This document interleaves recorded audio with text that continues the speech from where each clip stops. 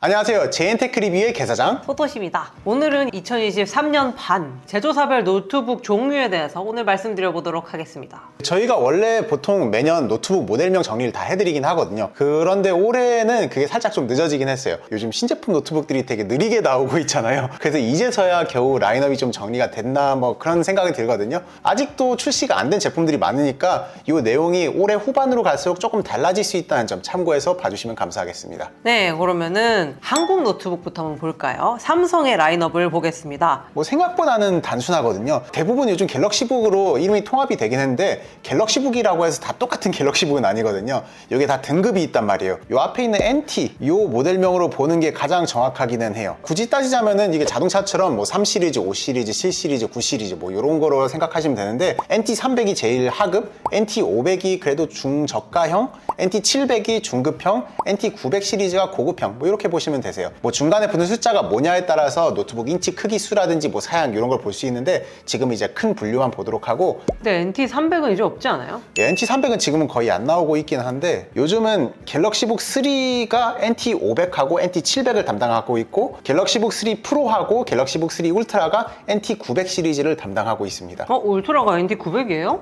예, 똑같이 900이에요.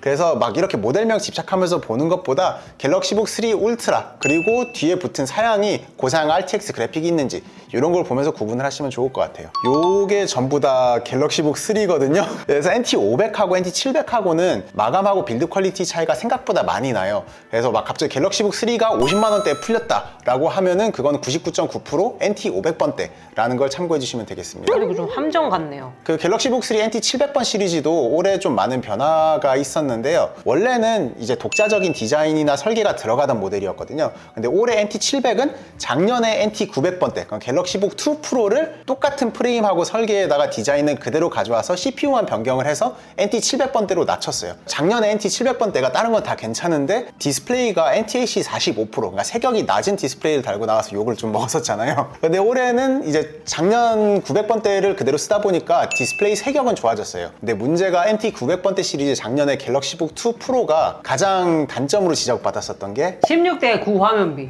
예, 그리고 FHD의 아몰레드. 가독성 이슈가 좀 있었던 그런 모델이었다고 보시면 되겠죠. 가독성 이슈가 있는 그 패널을 그대로 달고 나왔다는 게 뭐 단점이라면 단점인데 가격만 저렴하게 나온다면야 뭐 그냥 감안할 수 있는 부분이라고 생각합니다. 얼마 정도면 감안할 수 있는 가격이에요? 100만 원 이하로는 나와야겠죠. 그래도 i5 모델 기준으로. 근데 갤럭시북 3 올해 모델은 아크 그래픽 옵션이에요? 작년에 갤럭시북 2 프로 모델이 아크 그래픽 옵션을 달고 나왔잖아요. 그래서 그것까지도 그대로 이식을 한 거라 생각하면 됩니다. 갤럭시북 3는 이제 2인원 모델이 원래 없었는데 작년에 갤럭시북 2 프로가 360 2인원 모델이 있었으니까 그것도 그대로 내려와서 이식이 됐다. 뭐 그래서 사실상 그냥 똑같은 모델이라 보시면 돼요. 2 프로하고. 그래서 갤럭시북 3 프로 여기부터는 이제 제대로 이제 리뉴얼이 다 됐죠. 완전 새 디자인의 새 설계에다가 이제 좋은 디스플레이까지 다 달아주고. 그래서 요게 이번에 139만 원, 119만 원에 풀리면서 되게 이슈가 많이 됐었죠. 지금 얼마인가요? 지금은 가격이 조금 올라서 16인치 모델 기준 150만 원대, 그 i5 깡통 옵션 기준 말씀드린 거고 14인치가 130만 원대까지는 자주 나오는 것 같기는 해요. 그래서 이번에는 저전력 CPU 모델만 있고 외장 그래픽 옵션 아예 빠졌거든요. 이게 이유가 이제 엔비디아에서 MX 그래픽을 더 이상 안 만들잖아요. 저전력 그래픽을. 그리고 아크 그래픽은 아직은 호환성 이슈도 있었고 작년에 괜히 아크 그래픽 달아줬다가 좀 욕먹은 게 많아가지고 삼성도 좀 마상이 있었나 봐요. 그래서 갤럭시 프로에는 그래픽을 따로 안 달아주고 그냥 내장 그래픽으로 구동된다는 점 참고해 주시고요. 완전히 새로 나온 이제 갤럭시북 3 울트라 모델도 있죠. 요거는 이제 1.8kg의 16인치 고성능 CPU 외장 그래픽 RTX 4050, 4070, 그러니까 완전히 고사양으로 나온 거예요. 근데 고사양이긴 해도 어느 정도 무게를 챙겨주는 모델이다 보니까 휴대용 크리에이터 모델이라 보시면 될 것 같아요. 그러니까 완전 게이밍 노트북처럼 TGP가 높은 건 아닌데 그래도 어느 정도 편집 작업 성능은 나와주고 가끔 게임 돌리는 데는 무리가 없다. 이렇게 성능도 챙겨주고 무게도 괜찮은 제품들은 대부분 가격이 비싸죠. 예, 그래서 한 300만 원, 400만 원 정도 합니다. 300만 원, 400만 원이어도 이 정도 성능이라면 거기다가 국산에서 AS가 된다면 상당히 나쁘지 않은 제품이라는 생각이 듭니다. 왜냐하면 이런 제품군 중에서 워크스테이션급 아니면 델 XPS 15, 17 이런 모델들 보면은 4, 500만 원 기본으로 하잖아요. 게이밍 노트북은 이걸 넣어야 되나 말아야 되나 고민했는데 재작년까지만 하더라도 갤럭시북 오디세이라는 뭐 이상한 크리에이터 노트북스러운 걸 만들려고 했었는데 크리에이터 노트북을 표방하면서 무게도 좀 무겁고 디스플레이도 NTSC 45%고 GTX 1650 이렇게 낮은 그래픽 달아줘서 국내는 거의 막바지에만 출시를 잠깐 해가지고 욕만 먹고 들어갔어요. 그래서 오디세이를 검색하면 모니터밖에 안 나와요.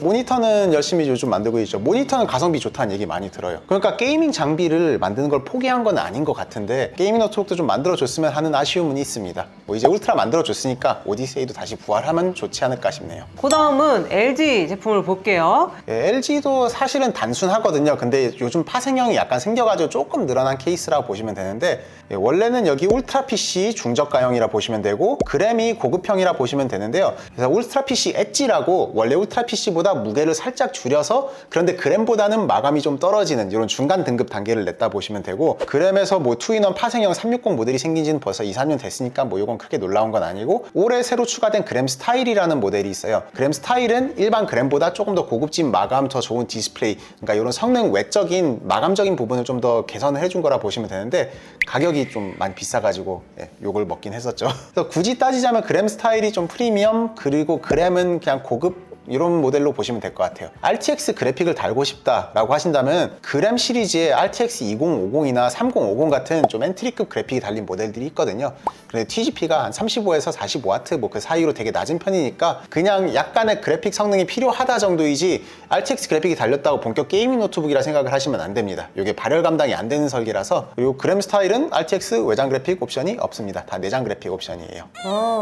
근데 어차피 그램에 RTX 그래픽이 필요한 사람들은 필요하겠지만 뭐 사실은 조금 게으르길 수는 있거든요. 아니 가격이 비싼 걸 생각하면 좀 기대해 볼 수 있지 않았나. 그램 스타일은 그것보다는 전 더 마감이라든지 뭐 XPS 13처럼 성능보다는 마감 디자인 이런 좀 감성적인 거 그런 걸 잡아줬어야 됐지 않나. 뭐 물론 이번에도 나쁘진 않은데 개인적으로 한 2, 3% 정도 아쉽기는 했었어요. 근데 저는 개인적으로 LG의 이번 그램 스타일이 너무 조금 과하게 화려하다는 느낌이 있었어요. 개사장 같은 아제나 좀 남성분들이 들고 다니시기에는 조금 부담스러우셨을 것 같다는 생각이 조금. 그렇죠. 일반 그램은 블랙 모델이 있긴 한데 그램 스타일은 딱 막 그 핑크한 거 그것밖에 없어가지고 오로라 색상이긴 했죠. LG도 뭐 아시는 분들은 아시겠지만 게이밍 노트북도 가끔 만들어요. 매년 업데이트 해주는 거는 아니긴 하고 막 2년에 한 번씩 만드나 기분 내킬 때 만드는 것 같아요. 그래서 2021년도 모델은 약간 크리에이터 노트북을 표방했었던 것 같고 2022년은 게이밍 노트북을 표방했었고 외장 그래픽 RTX 그래픽이나 GTX 그래픽이 달렸다 하면 그냥 울트라 기어다 약간 이렇게 네이밍을 하는 느낌이긴 하거든요. 근데 어쨌건 작년에는 RTX 3080을 달고 출시를 했었는데 12세대가 막 출시하는 시점에서 11세대 CPU를 달고 나와서 게다가 가격도 500만 원으로 먹여가지고 거의 안 팔리고 지금 남아있는 재고가 아직도 있어서 200만 원 초반대 현재 팔고 있는 걸로 알고 있습니다. 그래서 뭐 RTX 3080 LG 노트북 게이밍 노트북 괜찮다 하신다면 뭐 200만 원 초반대 구매하셔도 되긴 하는데 TGP가 그것도 약간 좀 경량 모델이어가지고 TGP가 그래도 110W, 130W 뭐 많아봐야 130W 이하일 것 같기는 해요. 그래서 LG에서 저렴한 걸 사시겠다면 울트라 PC 엣지 이하로 보시면 되고 그 울트라 PC이기는 울트라 하죠. PC. 근데 울트라 PC 엣지도 액면가나 만져봤을 때는 되게 저렴한 느낌이 있어요. 그런데 가볍고 화면이 크잖아요. 한국에서 그거 원하는 사람들이 많으니까 이제 그거를 맞춰주고 그 대신에 다른 마감적인 요소 빼주고 가격을 조금 더 울트라 PC보다 높게 받자. 뭐 이런 개념이라 보시면 됩니다.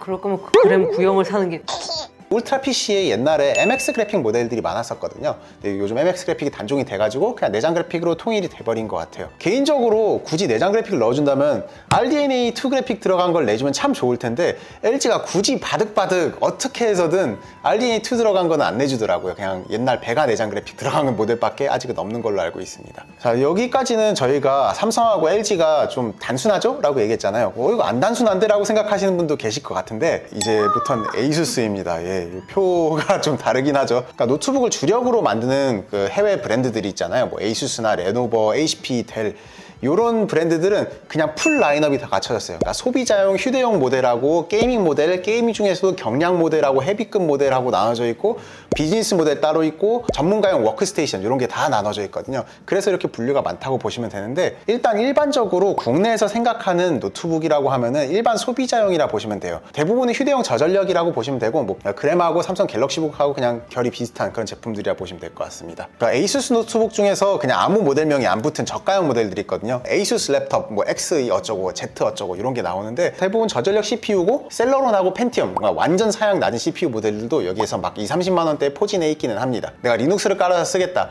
아니면은 딱 한 가지 용도로만 노트북을 사용한다, 그러니까 워드, 엑셀 하나만 띄워놓고 그냥 하루 종일 그거 스크롤 업앤다운만 한다, 뭐 그러면 상관은 없는데, 그래도 어지간하면은 요것보다는 상위 등급으로 보시는 거를, 그러니까 내가 메인 노트북을 쓴다 하면은 더 좋은 걸 보는 걸 추천을 드리고요. 그 상위 브랜딩에는 비보북하고 젠북이 있어요. 근데 비보북하고 젠북 안에서도 여러 가지 등급으로 나뉘는데, 크게 보자면 일반 모델하고 S 시리즈하고 프로 모델 이렇게 나눠진다 보시면 되세요. 젠북도 마찬가지로 일반, S, 프로 이렇게 나눠지죠. 일반은 말 그대로 그냥 뭐 별 특색 없는 그냥 일반 저전력 내장 그래픽 CPU라 보시면 되는데, 비보북 S부터는 약간 H 프로세서, 그러니까 45W급 CPU를 달아주는 경우도 있기는 해요.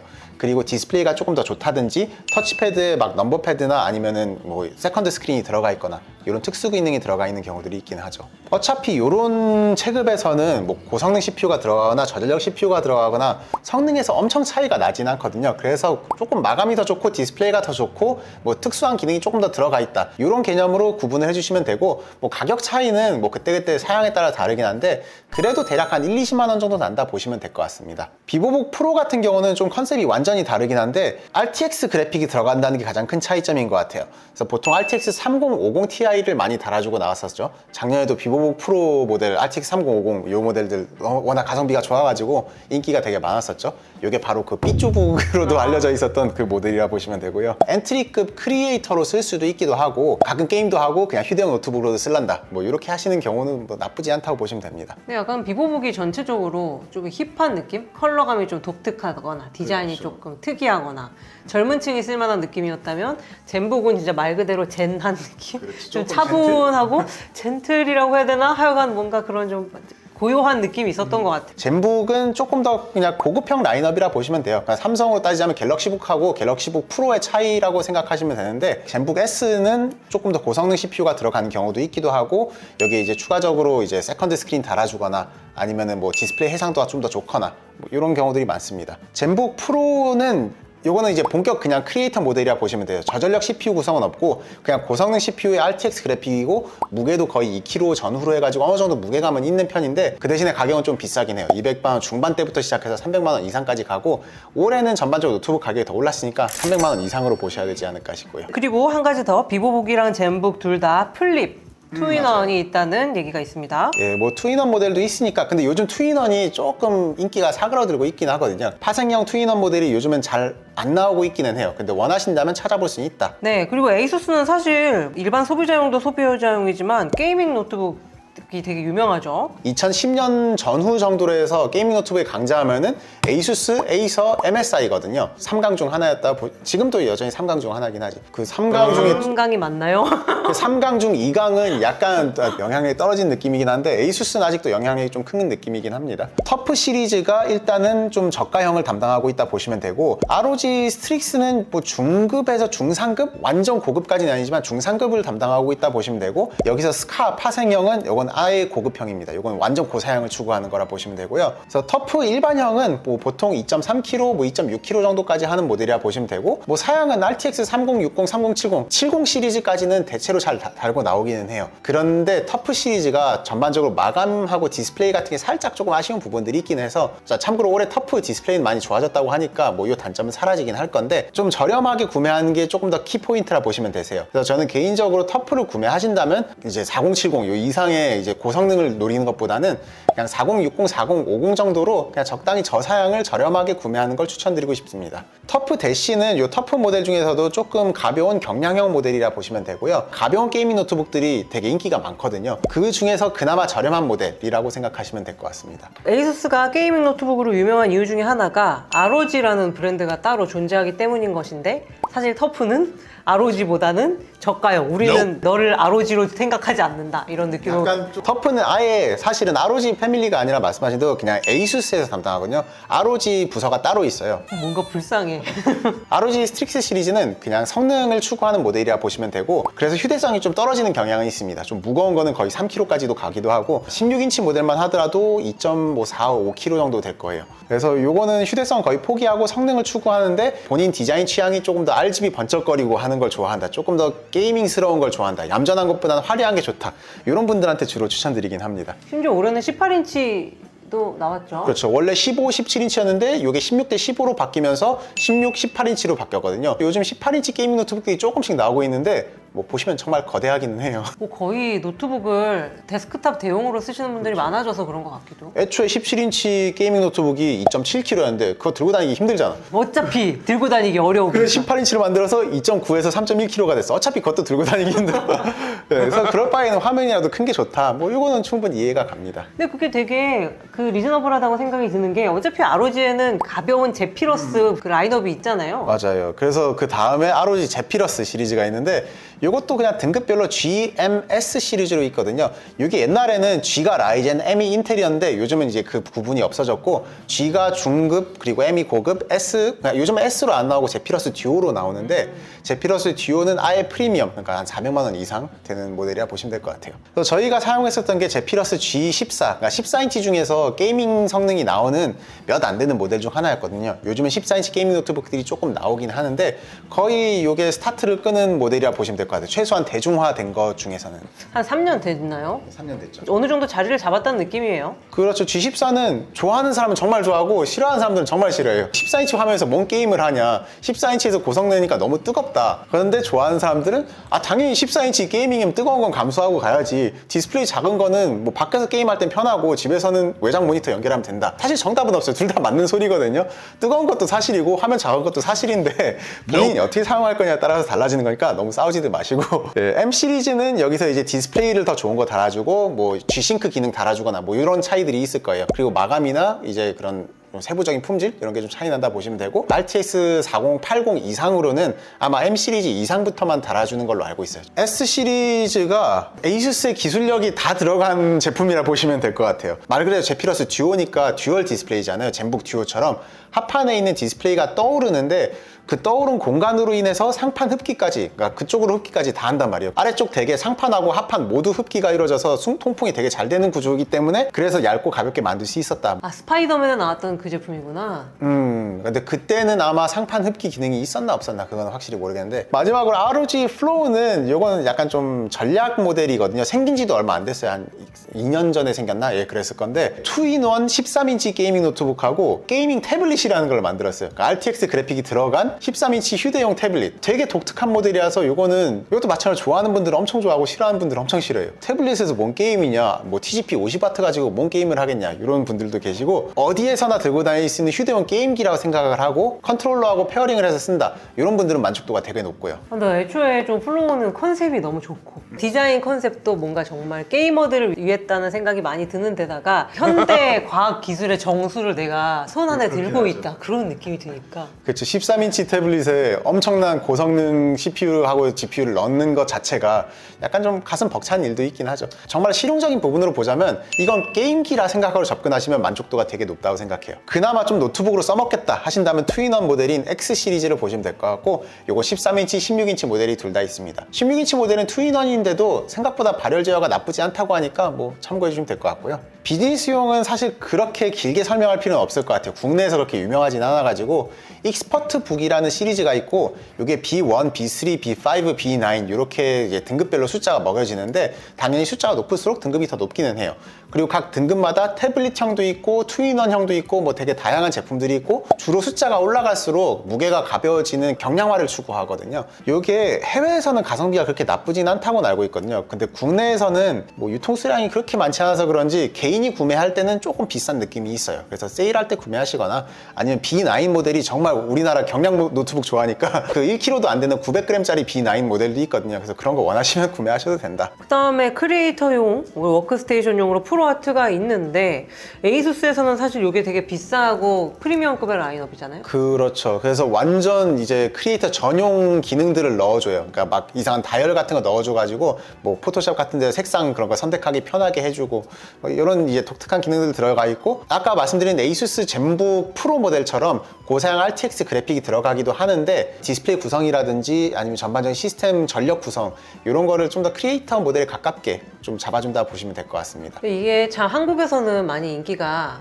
그렇게 많지는 않잖아요. 쓰시는 분들은 쓰시긴 하는데 예, 그렇죠. 많이 아직은 대중화가 되진 않죠. 비싸기도 하고요. 근데 전 사실 그런 생각이 있어요. 올해 건 아직 안 만져봐서 모르겠지만 프로아트의 노트북 디자인이 디자이너의 마음을 훔치기엔 좀 되게 많이 부족하다는 생각이 들어요. 약간 젠북 파생형 느낌이 좀 나긴 하죠. 좀 투박하고 뭐 저희가 조만간 프로아트 만져보게 될 것 같으니까 이거는 뭐 네, 의견이 바뀔 수도 있다는 거. 일단은 뭐 한 가지 말씀드리자면 워크스테이션이라는 게 막 연구용 이런 것도 있잖아요. 뭐 AI 돌리고 인공지능 뭐 시뮬레이션 돌리고 그런 용도의 모델은 조금 아닌 느낌이긴 해요. 그냥 보다 좀 더 전문화된 크리에이터 모델이다. 뭐 이 정도 느낌으로 보시면 되겠습니다. 자, 그 다음은 레노버를 보실 텐데요. 아까 에이수스도 많다고 생각하셨겠지만 레노버는 진짜 눈이 뱅뱅 돌아갑니다. 다른 것보다 일반 소비자용 모델이 너무 세분화가 많이 되어 있다는 게 이게 가장 큰 문제인 것 같아요. 아이디어 패드 3 시리즈하고 레노버 V 시리즈하고 마감도 비슷하고 사양도 비슷하고 가격도 비슷하고 그런데 왜 굳이 이렇게 분리를 했을까? 그걸 물어보니까 그게 서로 다른 부서라서 서로 실적 경쟁을 한다고 하더라고요. 아니 왜 제 살 깎아먹기를 하는 싱크패드하고 싱크북하고도 컨셉도 비슷하고 그런데 다른 부서여서 서로 가격 경쟁을 한다. 그래서 레노버도 요즘 여기서 문제를 좀 인지를 했는지 갈수록 라인업을 약간 간소화할 움직임이 보이는 것 같기는 합니다. 레노버 오리지널 모델들이 있습니다. 그러니까 아이디어 패드나 요가 뭐 이런 브랜드명이 안 붙은 거 이런 거는 V 시리즈라고 하고 V15가 국내에서 가성비 모델로 유명하죠. 뭐 다나와 인기 판매 순위 보면은 뭐 거의 1등, 2등 하고 그러긴 할 거예요. 예전에는 디스플레이를 정말 안 좋은 걸 달아줬거든요. 근데 그나마 요즘은 디스플레이 그나마 쓸만한 걸 달아준다고 하니까 뭐 가성비 선택지로는 볼 수는 있습니다. 근데 대신에 마감이라든지 뭐 베젤 두께 이런 거는 뭐 떡 베젤이고 그러니까 뭐 그런 디자인은 뭐 기대하지 마시고요. 가격을 생각하면 기대하면 안 되죠. 아이디어 패드 3 시리즈도 사실 V 시리즈하고 그냥 똑같아요. 완전 똑같아. 그냥 중저가형이라 보시면 되는데 예전에는 디스플레이가 좀 더 좋다거나 아니면 MX 그래픽을 달아준다거나 하는 이런 보너스가 있었거든요. 근데 요즘은 V 시리즈 디스플레이가 좋아지고 MX 그래픽 단종되면서 3 시리즈에 MX 그래픽 거의 안 달고 나오고 근데 굳이 따지자면은 3 시리즈는 크기가 다양하게 나와요. 14인치, 15인치, 17인치까지 나오니까 뭐 그래서 17인치급을 원한다 하시면은 슬림 시리즈로 가시면 되겠죠. 5 시리즈부터는 약간은 세분화가 됩니다. 플렉스하고 슬림하고 슬림 프로 모델이 있는데 플렉스는 그냥 투인원 모델이라 보시면 되고 투인원을 저렴하게 구매하고 싶다. 6, 70만 원대도 자주 풀리니까 그 가격대에 꼭 투인원을 사야 된다 하시면은 유효한 선택지이긴 하지만 투인원 치고 두껍고 디스플레이도 좀 아쉽고 뭐 펜 입력도 그렇게 썩 좋은 건 아니고 뭐 그래서 그냥 가성비 모델로 보시면 되고요. 그리고 슬림은 뭐 유명하죠. 국내에서 뭐 슬림 5 시리즈 요거는 가성비 모델로 엄청 인기 많았었죠. 보통 한 요것도 70만 원, 80만 원 정도에 풀리기도 하고 저렴할 땐 50만 원대까지도 풀리니까 저전력 CPU 모델이 그냥 주력이라 보시면 되고 이것도 MX 그래픽 모델이 되게 인기가 많았었는데 MX 그래픽이 단종이 됐으니까 혹시라도 나중에 뭐 다른 파생형 모델이 나올지 좀 두고 볼 수는 있을 것 같습니다. 혹시 아크 그래픽 달고 나올지 누가 알아요? 좋은 거야? 옵션이 있는 건 나쁘진 않으니까. 최근에 한 2년 전 정도부터인가 슬림 5 프로라는 모델도 새로 나왔거든요. 일반적인 슬림 5보다는 조금 더 고급진 구성이고 디스플레이도 제법 괜찮은 거 달아주고 RTX 그래픽도 달아준다고 보시면 돼요. 제 개인적인 생각이긴 하지만 에이수스 비보북 프로가 정말 RTX 3050 그래픽 달고 재미를 많이 봤잖아요. 너무 배 아파서 이것도 뒤늦게 출시를 한 것 같아요. 그래서 내가 영상 편집에 입문을 하고 싶다 뭐 이런 정도로도 나쁘지 않고 적당히 휴대성 좋은 것 중에서 게임도 돌리고 싶다. 아까 비보북 프로하고 비슷한 컨셉이죠. 그 다음은 요가 7 시리즈. 이제 7 시리즈와 9 시리즈는 아예 브랜드명이 요가로 바뀌어버리는데요. 옛날에는 레노버 요가 노트북 하면 무조건 투인원이었거든요. 요게 2018년부터인가? 레노버가 요가 시리즈는 투인원이 아닙니다. 고급형 노트북은 요가라고 다 부를 거예요.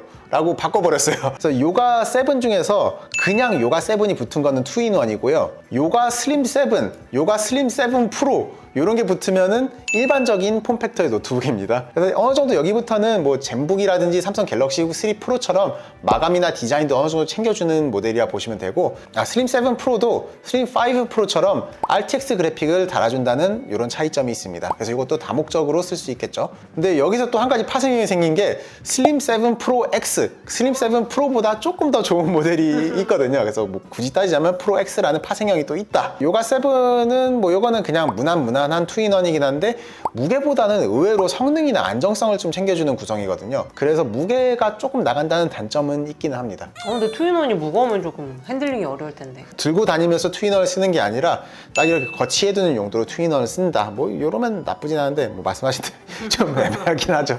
애매하다. 그다음 마지막으로 요가 9 시리즈, 요거는 이제 제일 고급형 모델이라 보시면 되고, 국내에선 요가 9 시리즈를 쓰시는 분들이 거의 없어가지고 수입도 잘 안 되기도 해요. 그냥 막상 만져보면 정말 고급지고 정말 잘 만들고 마감도 좋고 그렇거든요. 그런데 솔직히 레노버 노트북은 국내에서 좀 저가형 싸게 산다 이런 느낌이 있어서, 이것도 마찬가지로 요가 9이면은 2-in-1이고 요가 슬림 9이면은 그냥 일반형 모델이다. 매트한 강화 유리가 아니라 완전 번쩍번쩍거리는 그런 강화 유리여가지고 만질 때는 되게 프리미엄하게 느껴지긴 하실 거예요. 가격대는 뭐 200만 원 이상이고, 프리미엄 모델들은 가격 대비 성능은 다 아쉽긴 하거든요. 어쩔 수 없이. 근데 마감이나 디자인 이런 걸 챙기고 싶은 분들은 한번 눈여겨보셔도 될 것 같다. 근데 그 강성이 괜찮나 모르겠어요. 강화유리라 그러지만. 확실히 큰 충격에는 약하긴 할 거예요. 이제 코너로 떨어지면 막 크랙이 간다든지. 원래 고급 제품은 그렇게 쓰는 겁니다. 참 신기한 게 레노버가 이런 얘기하기 좀 그렇지만 중국 회사임에도 불구하고 되게 가격대별로 제품의 퀄리티가 확 차이가 나는 걸 볼 수가 있어요. 매우 자본주의적인 형태로 라인업이 잡혀 있어서 참 신기하다. 요가북은 뭐 비정기적으로 출시하는 전략 모델이고, 출시할 때마다 컨셉이 바뀌거든요.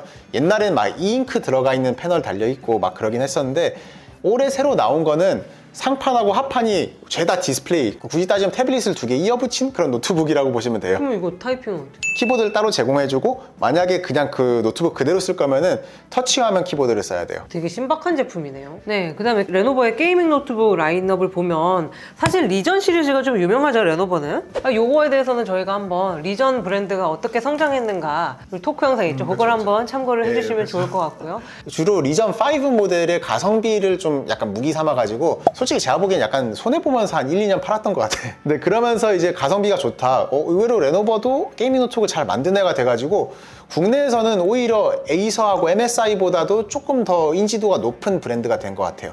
맨 처음에는 리전 5랑 리전 7까지 있었죠. 그랬는데 리전 5가 되게 인기가 좋아서 그 다음에 리전 5 프로라는 게 나왔었고, 그래서 저희가 리파프라고 불렀었죠. 가운데 5가 들어갔었어. 얘가 너무 잘 나와서 이렇게 잘 나오면은 7이 안 팔리겠는데? 그래서 아쉽게도 리전 5 프로는 단종됐습니다, 이제. 안 돼. 저희가 그거 한 3번은 리뷰하지 않았어요? 나올 때마다? 추억 속의 노트북이 됐네요. 또 이게 그 리전 5하고 리전 7으로만 나왔으면 괜찮은데, 이젠 리전 5, 7이 아니라 리전 프로 5, 리전 프로 7이에요. 그러니까 프로는 그냥 기본적으로 붙는 네이밍인데, 리전 프로 5를 구매할 때 이게 리전 5 프로의 후속작이구나가 아니라 리전 5의 후속작입니다. 이거 주의하셔야 돼요. 리전 프로 7은 또 일반형과 슬림형이 또 있네요. 리전 슬림 7 모델이 있었거든요. 그래서 이것도 경량 모델이긴 한데 나쁘지는 않거든요. 그런데 아무래도 레노버가 게이밍 노트북은 리전 5 프로 뭐 이렇게 한 가지 모델에만 계속 몰빵을 해서 좀 투자한 경향이 있어가지고 조금 아쉬운 느낌은 있긴 했었습니다. 가격 대비 물론 저렴하게 구매하면 나쁘진 않은데, 원래는 이제 리전이라고 브랜드화 돼 있어서 게임 노트북이 나왔었는데, 그거의 하위 모델인 에로큐라는 모델이 나왔어요. 이게 에로큐를 검색을 해보니까 록이라고 읽으래. 락온 이런 느낌인가? 그래서 원래는 이게 레노버 아이디어 패드 게이밍 3라는 모델이 있었거든요. 아이디어 패드라는 게 붙으면 뭔가 게이밍스러운 느낌이 안 나서 그런가? 하여튼 이번에 브랜딩을 아예 에로큐라고 바꿔버렸어요. 근데 게이밍 3가 더 직관적이지 않아요? 뭐 어떻게 보면 3, 5, 7이 더 직관적이긴 한데, 어떻게든 리전하고 안 섞이게 그냥 따로따로 그렇게 가요. 겸상 안 한다. 통장 출혈이 너무 크지 않은 한도 내에서 즐거운 게이밍 성능을 제공해줍니다. 뭐 이런 식으로 설명을 해놨거든요. 디스플레이도 제법 나쁘지 않은 거 넣어주고,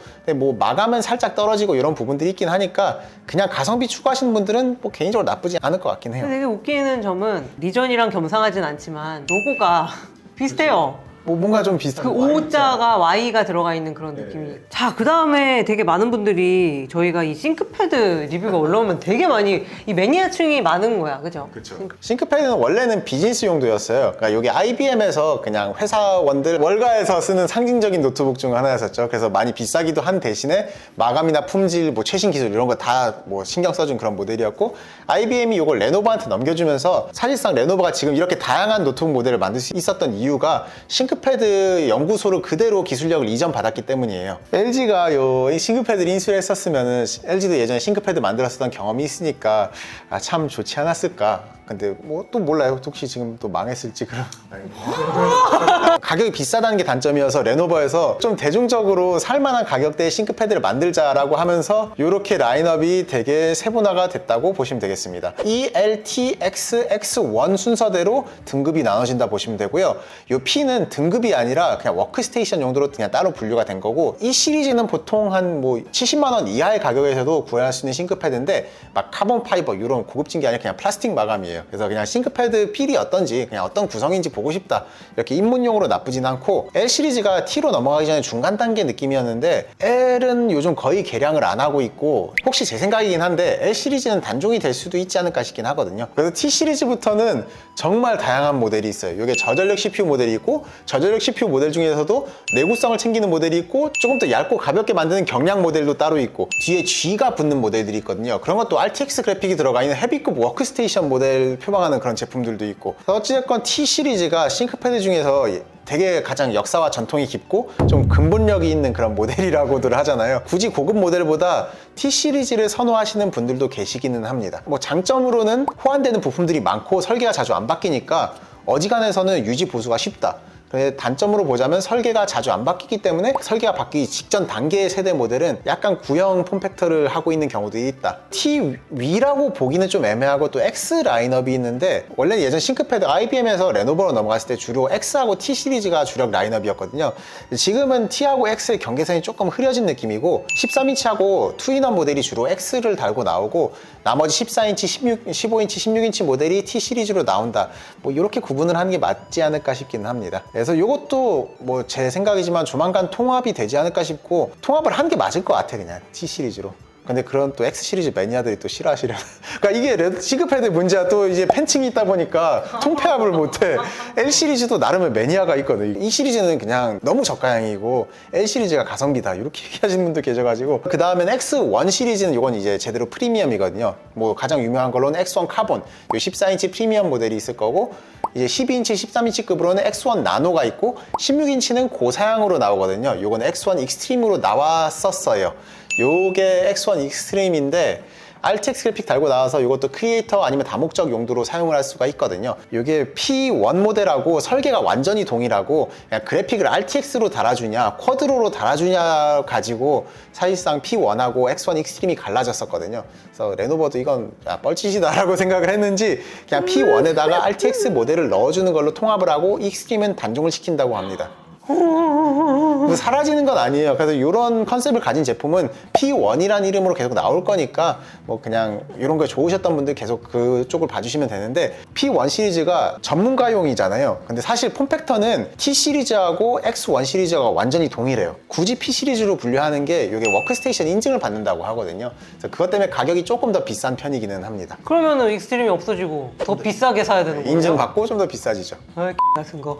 근데 이제 X1에는 사실 폴드가 있었잖아요. 폴드, 근데 올해가 나올까요, 폴드가? 일단은 공개는 됐는데 국내에 정발이 될지는 모르겠어요. 이번에 폴드 16인치 모델로 나왔고, 재작년에는 13인치 모델로 나와서 발열해서 좀 잘 안 되고 아쉬운 점들이 조금 있긴 했었죠. 근데 신기한 거는 맞긴 했고 기술력도 좋은 건 맞았는데, 아직은 폴더블 디스플레이가 노트북에서 적용하기에는 그렇게 쉽진 않은 것 같아요. 그 다음에 싱크북이 이게 분류가 캐주얼 비즈니스라고 돼 있어. 이거 내가 어떤 느낌인지 알 것 같아. 옷도 캐주얼 어쩌고 붙으면은 뭔가 느낌은 알겠는데 좀 어디에 넣기도 애매할 때 캐주얼이라는 말을 쓰거든요. 얘도 역시 그런 느낌일 것 같다. 그래서 처음에는 조금 애매하긴 했어요. 그냥 아이디어 패드 3 시리즈, 5 시리즈에다가 약간은 싱크패드스러운 스킨을 씌워가지고 은색으로 출시를 한다, 이런 느낌이었는데, 요즘은 그래도 어느 정도 정체성을 잡은 것 같기는 해요.